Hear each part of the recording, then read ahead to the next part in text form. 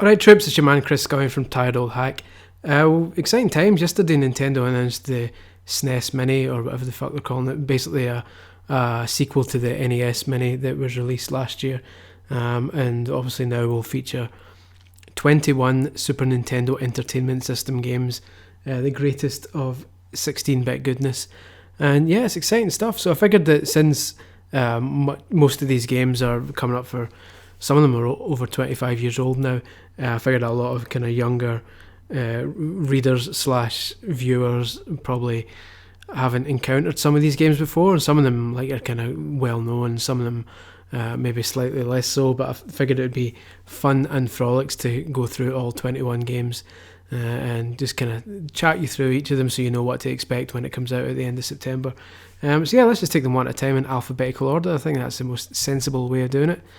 So let's go for it. First up is Contra 3, The Alien Wars. Now, if you're a UK-based viewer, you may know this by a different name. It was called Super Probotector in the UK, and for reasons that are pretty boring. But essentially, Contra 3 was the US title, and the SNES Mini, every game on the SNES Mini is going to be the NTSC American version of the game, which means it'll run at 60 frames a second and all that kind of stuff. But so essentially we're getting the American version now, which is called Contra 3, The Alien Wars, and it's pretty much identical to the UK version, except the UK version, the heroes weren't humans, they were robots instead, for reasons. And yeah, it's one of the kind of the best run and gun games made. It's obscenely difficult, as is the way in the Contra series, and it's got some brilliant kind of ridiculous special effects later on. But it's one of those games where you kind of, they're designed to be played over and over and over again, where you're inching further and further forward each time. You're supposed to reach a boss, die, fight your way back to the boss again, die, fight your way back to the boss, die, and slowly learn their pattern, so that eventually you can become a master of the game and get from start to finish, learning every boss's pattern and kind of destroying them without losing a life or with losing minimal lives. So it's a really difficult game, but one that's so satisfying once you kind of crack it. So that's Contra 3. I'm very excited about that, getting to play that again. Similarly, Donkey Kong Country, also a difficult game. Now, maybe not to the degree of Contra 3, that's kind of on its own pedestal, but Donkey Kong Country is still kind of well known for being tricky at times, especially its kind of minecart levels. This was developed in the UK by Rare, long before they kind of moved over to Microsoft, and was a kind of reboot for Donkey Kong. Donkey Kong had been kind of on the sidelines for a long time, with only one kind of Game Boy spin-off released in '93, I believe. So Donkey Kong Country was the kind of first kind of comeback for the Donkey Kong we know and love today, and it was also the first game that used what was at the time kind of cutting-edge silicon graphics. It wasn't the idea of digitising characters had already been done in games. So like Mortal Kombat and stuff had already had developers taking photos of actors and then digitising those photos and putting them in the game to make them look realistic. But Donkey Kong Country was the first game to they used really high-end silicon graphics machines to make these kind of basic-looking now 3D figures of Donkey Kong and Diddy Kong, and basically posed them and digitised those instead. So the result was a game that looked so far ahead of its time when it came out, and it was and all it is a sprite-based platformer, but those sprites are digitised versions of CGI models, which made it look like a 3D game even though it wasn't. But it's still an incredible game. It's some of the best platforming you'll find. Some lovely kind of music in there as well. Some of the best music you'll find on the SNES, and also a brilliant glitch that not a lot of people know about that makes it look like he's fucking another monkey. And when you've got something like that, you can't really complain. Here it is, in fact, just in case you've never seen it before, here is the not so famous Donkey Kong Country monkey fucking glitch, which I'm almost certain will definitely be in the SNES Mini.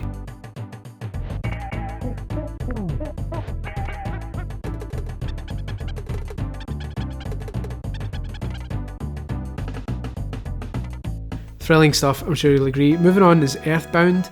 And Earthbound's an interesting one because it was never released in the UK until many years later, when it ended up on Virtual Console. but it was never officially released on the SNES in Europe, essentially, meaning only Japan and America got it. Earthbound was a kind of RPG, and it was co-programmed by Satoru Iwata, the late and very great Satoru Iwata, and it was great. It was different from most RPGs of the time in that it was set in the present day, and it wasn't like a medieval theme or a fantasy theme. It was set in modern times with some kids, almost kind of Goonies style or Stand By Me style. So it was excellent in that respect.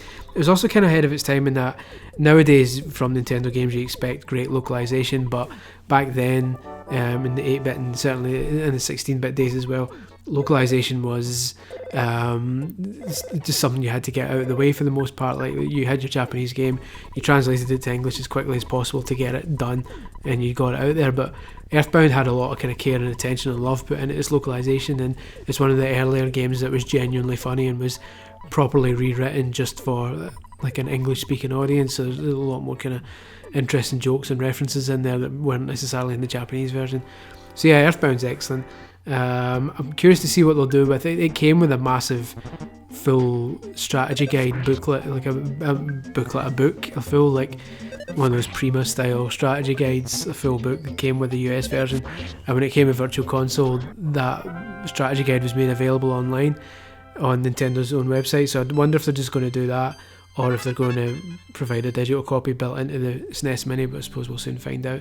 But yeah, Earthbound is, for many people, this will be a game that they'll probably have heard of, because Ness is one of the characters in Smash Brothers, and he comes from Earthbound, but maybe a game that you haven't necessarily played, so that's something to look forward to. Earthbound is a fantastic RPG, and you shall enjoy it.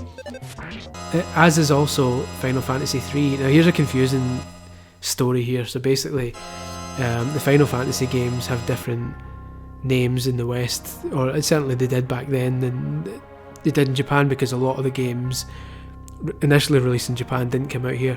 So the first Final Fantasy in Japan came out here in the West as Final Fantasy 1. So that was so far so good. 2 didn't come out in the West, 3 didn't come out in the West, but 4 did. The first Super NES one, first NES one, Final Fantasy 4, came out in the West. And because it was only the second one, then it was renamed essentially Final Fantasy 2. So it was very confusing, but bear with me here. So when it came to Final Fantasy 5 wasn't released in the West, and Final Fantasy 6 on the SNES was renamed Final Fantasy 3 for the West, and that's what we've got here. So although it says Final Fantasy 3, this is actually Final Fantasy 6. It's just that's the US name for it. And certainly only the US name, because it was never released, much like Earthbound, this was never released in the UK either on the SNES, so this is like one of the first times it too has been made available on the SNES. I don't believe, yeah, it was actually back in 2011 it came out on the Wii Virtual Console, but that's pretty much been the only time the SNES version was made available in the UK. So yeah, this is another chance, one of the few chances you'll get to play the SNES version of Final Fantasy 3, aka Final Fantasy 6. It's a great RPG, it's one of the best Final Fantasies, so you'll thoroughly enjoy it. FZero is up next. This is obviously the futuristic car racing game for it was a SNES launch game, and was designed to show off its Mode 7 kind of graphics, sprite rotation capabilities. Essentially Mode 7 let you create a large kind of 2D texture, 2D sprite basically, and then do all sorts of rotating and scaling tricks with it to make it look 3D, even though it was still just a flat plane.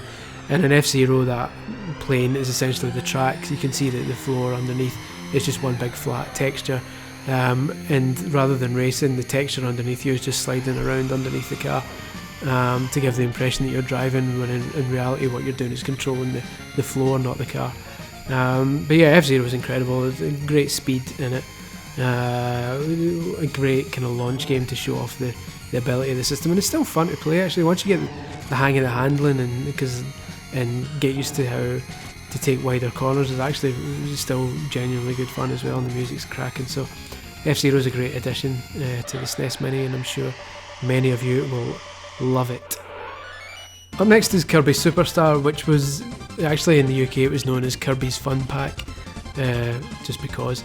It's actually well, it said on the box 8 games in one, but it's not really 8 games, it's because some of those are mini games. But it's a good 5 or so games in one.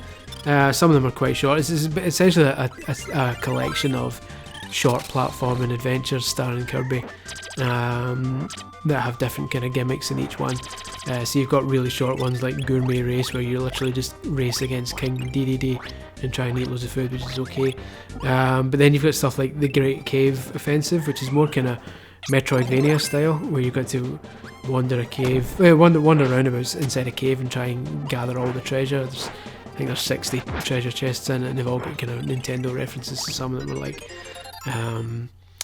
Captain Falcon's helmet from FZero and stuff like that. So you got to collect all the treasure, and that's like a nice big meaty game to play through. So there's actually quite a lot to see and do in this one. It'll take you a while to play through everything. So Kirby Superstar is a nifty little package for people who are into their Kirby. It's also a great introduction for people who maybe aren't too familiar with Kirby stuff, because the games are quite short and quite easy to kind of get to grips with initially, and you can learn the copy mechanics and stuff like that. So yeah, Kirby Superstar is an excellent addition to it. Same with Kirby's Dream Course. I never really was very good at Kirby's Dream Course, so I'm maybe slightly biased. I would say of the 21 games on here, that's maybe the weakest link, but it's still by no means a bad game. It's like a 7 out of 10 if I was to rate it.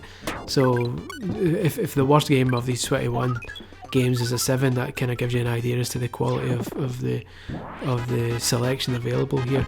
The Kirby's Dream Course is essentially a golf game starring Kirby, a kind of mini golf, crazy golf type thing, starring Kirby, in which you've got to hit him through enemies, and when you do that, the last enemy turns into the hole basically, and you've got to put him in the hole. So yeah, it is what it is. It's a fun game, and there's a lot of it's kind of notorious for being quite frustrating at times, so it's a good job it comes with two. It's a good job the SNES Mini comes with 2 controllers, because one of them will be getting broken, no doubt. But yeah, Kirby's Dream Course, a fun game. Like I say, not the best in the kind of compilation, but certainly not a bad one. It's certainly still a strong game, and you'll get a kick out of it, I would have thought. Then it's one of the kind of absolute beasts on here is The Legend of Zelda: A Link to the Past, aka The Legend of Zelda 3, I think. This is, if you've not played A Link to the Past, then you're in for a treat. It's basically one of the best Zelda games ever made, still to this day. Top-down Zelda, where it's got a clever kind of, I don't want to spoil too much in case some of you still haven't played it, but there's a nice kind of twist at what you think is the end of the game initially. It comes to a point where you think, alright, okay, it's wrapping up now, okay, fair enough, and then it just goes, nope, fuck you, and everything just kind of goes on its head, and then you go, oh, okay, I see. It's an incredible game. It's still fantastic this day. The music's still amazing. You will love it. You will absolutely, especially if you've played recent Zelda games, like top-down ones, kind of like your Link Between Worlds, Phantom Hourglass, Spirit Tracks, that kind of stuff. You will love this. Great game. So too is Mega Man X.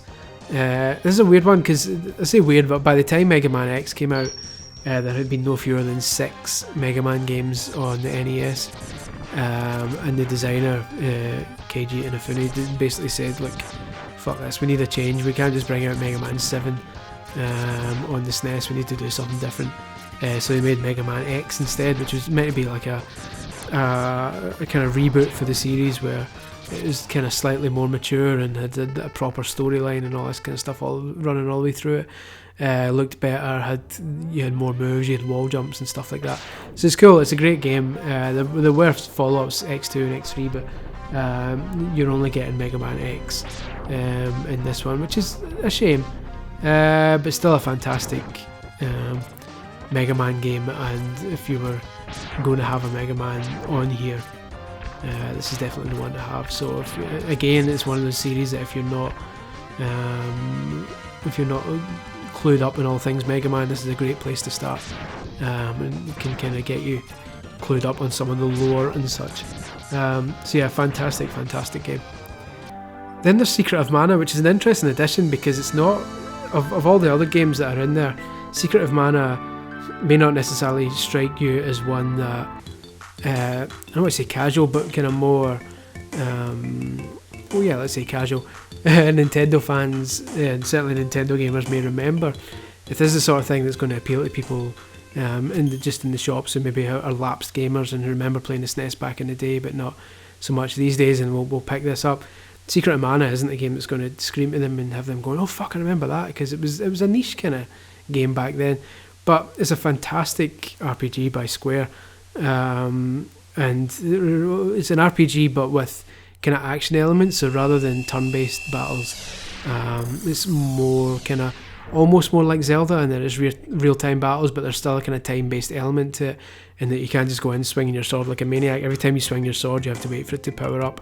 So you can swing early if you want and do a weaker attack, or you can wait for the sword to power up again and do another strong attack. It looks great. The music is fantastic. It's got a great storyline. So if you've not played Secret of Mana before, this is going to be a nice wee surprise for you. The kind of what speaks volumes is that it was recently kind of released as part of the Secret of Mana collection on the Switch in Japan only, and it doesn't look like there's any plans for it to come out in the West, so this is the best you're going to get. So the Secret of Mana on the SNES Mini is going to be an absolute cracker, so you shall love it. After that is an interesting one, Star Fox, known as Starwing in the UK. Now, people might not realise this, but this is actually the first time Star Fox has been made available again since it first came out, way back in the early 90s. For whatever reason, the Star Fox, its big selling point was that it was the first Super FX game. And Super FX was a chip kind of part developed by Argonaut, which is a studio in England. And Super FX was basically a chip that was included in the cartridge, which allowed the SNES to run kind of basic polygons, which gave Star Fox this kind of interesting minimalist polygon look. But for whatever reason, there must have been some sort of dispute or something about the Super FX innards, and because of that, Star Fox has never been re-released. It's never been on Virtual Console, it's never been on anything else. So it's actually really impressive that something like 24 years later, it's finally out again, and people who never played it on the SNES finally have the chance to legally play it again without going through nefarious emulator means. So yeah, this is exciting times. Although the next game is more exciting news, don't discount the fact that Star Fox is back for the first time in nearly 2.5 decades. And I still prefer it to Lilac Wars, to be honest. Oh sorry, Star Fox 64 as they say. It's still my favourite Star Fox game. I don't know why, I just played it more than anything else. And I love it, so I can't wait to play through that again. It's a cracking game. And especially because a lot of gamers, especially those who aren't old enough to remember the SNES days, this will be their first chance of playing the first game in what is one of Nintendo's most popular franchises. It's crazy that it's been this long before people get a chance to play it again, but there we go, it's back. Star Fox is back. And so too, amazingly, is Star Fox 2. This is the highlight of the package for people who, for long-term Nintendo fans who have played everything on here. You bet their balls they haven't played the finished Star Fox 2. And I stress the finished one because Star Fox 2 is essentially 95% finished. And then scrapped because Nintendo expected the Nintendo 64 to come out quite soon while it was in development, and decided, fuck it, let's scrap it. If we bring out Star Fox 2, it's not going to look anywhere near as good as PlayStation and Saturn games out at the time. Let's just scrap it and wait for Star Fox 64/Lilac Wars to come out, and that we'll be able to then compete with competitors and make a game that looks better. It didn't work out that way. N64 was delayed by a year or two, so Star Fox 2 could have been released in hindsight, but the fact is it was never released. And but having said that, Dylan Cuthbert, who's one of the guys who worked on it, claimed in an interview a couple of years ago that he did get a finished version of the game that was translated by Nintendo America and was ready for launch. He got a copy of it, a ROM of it. And by all accounts, that finished version has never been made available online. So there's beta. The one you're watching right now is a beta version, the Japanese one, which was kind of leaked. This is like nowhere near a complete version of the game. Fans kind of took a 95% complete version and translated it themselves and patched bits and kind of closed all the kind of loose ends and tried to make it a finished version. But by all accounts, that's not the finished version of the game. This other version that Dylan Cuthbert is aware of is the actual finished game, and presumably this is the version we're going to get. So this truly will be something that no Nintendo fan has played before. Even if you've played the beta versions of Star Fox 2 on an emulator, you've not played the finished one, as Nintendo sees it as complete, and this is it for the first time, so this is massively exciting. Then there's a SNES favourite, Street Fighter 2 Turbo Hyper Fighting.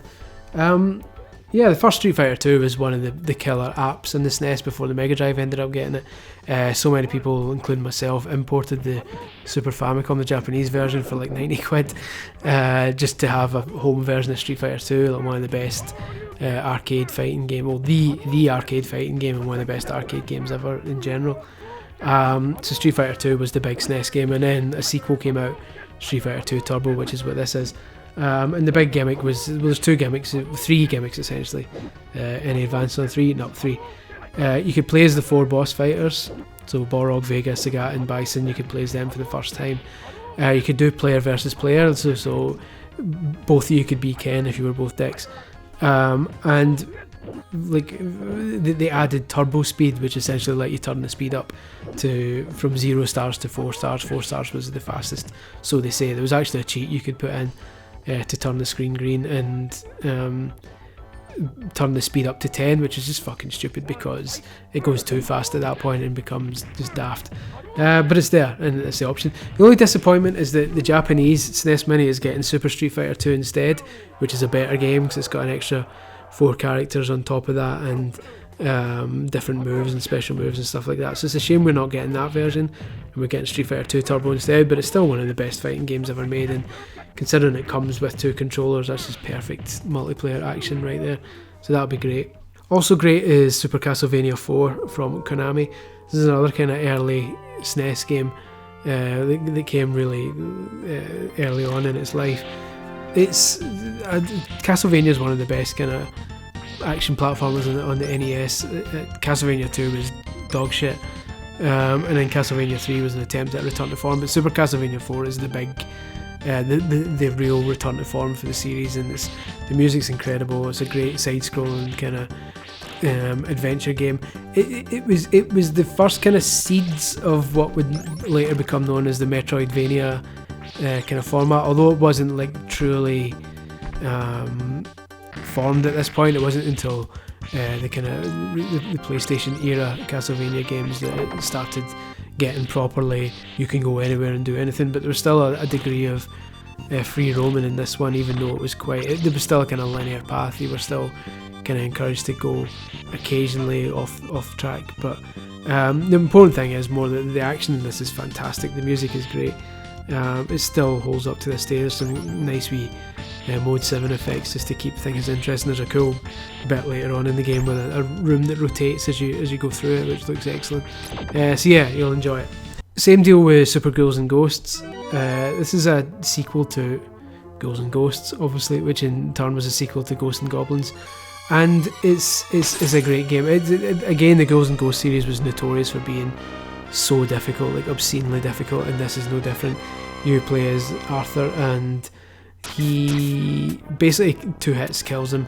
So he starts in his armour. If he takes a hit, he goes down to his drawers, and if he takes another hit, that's him fucked, and you've got to go way back to an earlier checkpoint. There is some armour you can get sometimes, on very rare occasions. Like sometimes a treasure chest will appear and armour will come out, but more often than not, the treasure chest appears, a magician will come out and he'll zap you with a spell which will turn you into like a baby and make you even more weak for a limited time.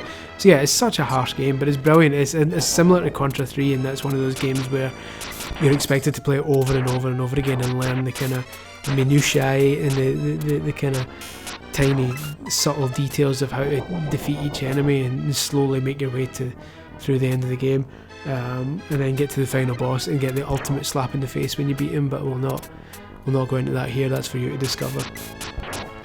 Up next is one of the true classics, is Super Mario Kart. The first game that kicked off the Mario Kart series, and even just the karting series as a whole. It's hard to imagine a time when there were no video games with licensed characters driving go-karts about, but this was the first. It's still a great game. It holds up surprisingly well, even though it's kind of got kind of basic looking now Mode 7 backgrounds, it's still fun to play, and it's still great fun kind of hopping and sliding around the corners and stuff like that. Had a few kind of interesting quirks, like the fact that every CPU character had their own special weapon, something that was never really kind of looked at much again. It's like Peach could throw a mushroom at you that shrunk you and stuff like that. So that was kind of unique to that game. And also the battle mode was amazing, and again, because it comes with 2 controllers, you're looking at instant battle mode out the box for 2 people. It's ridiculous fun. So Super Mario Kart still holds up really well, and yeah, it'll be good to kind of kick its tires again, pun always intended. Another interesting one next, Super Mario RPG Legend of the 7 Stars. This is another one similar to Earthbound and Final Fantasy 3 that was never released in the UK. Again, people had to wait until it came to Virtual Console before British gamers got a chance to legally buy and play it without playing it on a dodgy emulator. It's just the kind of the first of Mario's RPG games, and it was developed by Square as well, who'd previously done Final Fantasy and Secret of Mana and stuff like that. So it was a genuinely good RPG. It wasn't just some crappy spin-off. It was legitimately entertaining, had some genuinely good dialogue in it, some really interesting characters that have never been seen again since, like Mallow and Gino and all these kind of characters, and kind of twists later on with like Bowser teaming up with you at some point and stuff like that. It's a great RPG, and it's especially good for people who maybe aren't too clued up or too experienced in the RPG genre. It's quite a basic and simple RPG to get used to get to grips with. So if you're new to RPGs, this is a great place to start. And so you could kind of play this and then move on from this to Final Fantasy and Earthbound and stuff like that, who are also on the SNES Mini. Mario RPG is a great place to start if you're new to the genre. This kind of spawned Paper Mario on the N64, which was originally known as Super Mario RPG 2. So this is kind of the heritage, if you like, the Paper Mario games or the Mario and Luigi games, which later spawned from that. Then this is the kind of the granddaddy. This is where it started with Super Mario RPG. So yeah, definitely if you've never managed to play this, this is a cracking game. Then is like the one that doesn't really need any explanation, but I'll do it anyway. Super Mario World is and will always be one of the best games ever made. People always have this in their top 5 games lists, and that's never really going to change.